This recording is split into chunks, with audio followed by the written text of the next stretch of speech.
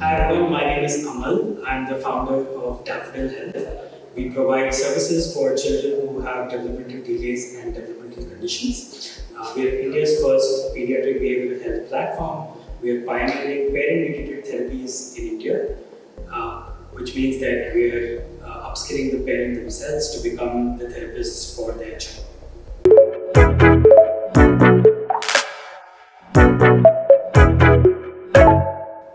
So Amal, you have been a strong advocate of customer centricity, and over the years, following that mindset would have given you a greater perspective over startups, over businesses, and over organizations.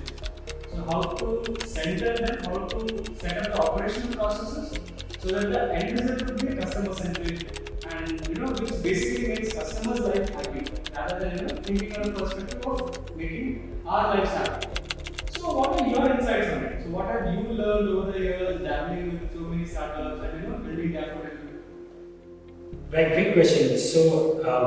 Being customer centric is basic, right? For a long time, and this was something that the Silicon Valley propagated, the way products were built was that I'm going to scratch my own itch, I'm going to solve my own problem, and then people who are similar to me will come and buy those products. But the problem with that approach is that there might not be a lot of people like you out there. Right? And so, with the whole design thinking movement, they started a new way of thinking about startups and products, which was customer first. So the advantage of this is that the likelihood of this going wrong is much lower. You are building something that people actually want, and you are letting them lead your product development. Right. They say that it's not just important to build products right, but it's also important to build the right products, and that comes from customer centricity. Right. And of course, like Amazon has proven, it is also good for business, because when you keep the customer at the center of everything that you do, you end up building better processes, better teams, better culture inside your organization, and of course, better products. Right? So in Amazon, they have a red chair in every meeting that they have, which is left empty, and they assume that the customer is sitting there. So all of the decisions are taken with that assumption that the customer is watching, which I think is fantastic for organizations to do. So you have been having experiences across all the sectors in the organization. So you have been in engineering, operations, and product functions, and now you are having a leadership role. So having so many experiences shapes your mind to make better decisions. So does it give a different perspective, different mind space to work on the decisions required at every level of the organization?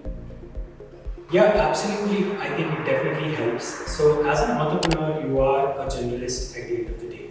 You might have one or two areas of specialization, but you do need to know everything a little bit. Right? So, it's a little bit like saying you are master of some and jack of all trades.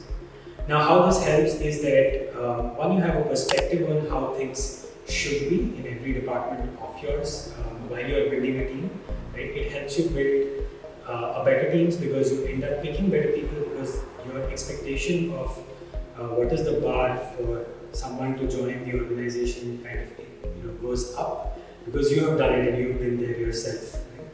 Right? And second, once you've built that great team, it also helps you communicate, and it goes both ways. You're able to understand what somebody is telling you, understand their problems, why they're able to or not able to do some things. So it gives you a much wider perspective, especially as a founder. I think it's great for you to have dabbled in a couple of areas. It could be product and sales, it could be sales and operations, it could be any of those combinations. But having multiple perspectives definitely helps, both with building good teams, setting up great communications within those teams, and ultimately building great products.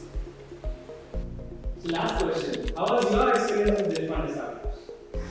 Well, Deshpande Startups has become a second home now. We do work out of Bangalore, but we are here every chance that we get. I really love the environment here. I love to work out of the Deshpande Startup space. I see that my productivity is at least 4 to 5x when I'm working out of this space.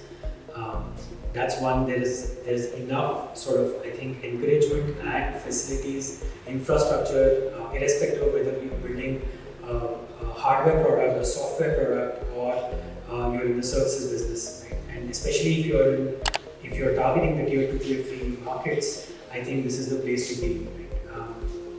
And of course, not taking anything away from the knowledge and the kind of mentors that we have met here, and the startup founders that we have met here, who all add to the ecosystem. So it's been a fantastic experience so far, and I'm sure it will continue to be so. All right, thank you.